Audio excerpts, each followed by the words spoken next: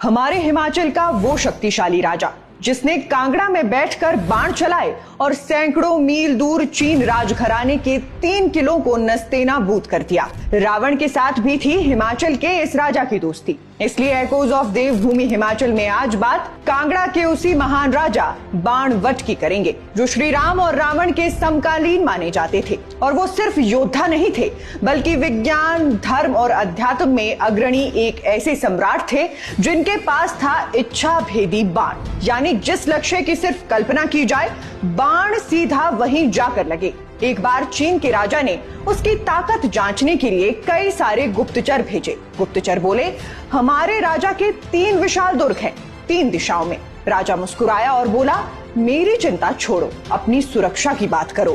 फिर गुप्तचर जैसे ही चीन लौटे तो वहां कोहराम मच चुका था। जिन 3 किलों का जिक्र उन्होंने किया था उसी दिन उसी दिशा में भयंकर बाण वर्षा हुई थी। किले राख हो चुके थे। किसी को समझ नहीं आया बाण चला कैसे, कांगड़ा से बैठे बैठे किला ढहा कैसे। इतिहासकार डॉक्टर रमेश शर्मा अपने रिसर्च में लिखते हैं कि कोई जादू नहीं था, ये था विज्ञान और तप का संगम। बाणवट के राज्य में ऐसा ज्ञान था जो दुनिया की कल्पनाओं से आगे था। लेकिन राजा बाणवट की जिंदगी में नया मोड़ तब आया जब एक दिन एक सन्यासी उनके महल में भिक्षा मांगने पहुंचा। राजा ने हीरे, मोती और जवाहरात उसकी झोली में डाल दिए, लेकिन सन्यासी ने कहा, मैं गरीबों के कर से भरे खजाने का दान नहीं लूंगा, जब तुम्हारे हाथ की कमाई होगी तब आऊंगा। उस दिन के बाद से राजा ने धन छोड़ दिया और ब्यूहल के रेशों से रस्सियां बनाकर खुद की और अपनी रानी की जीविका चलाने लगा।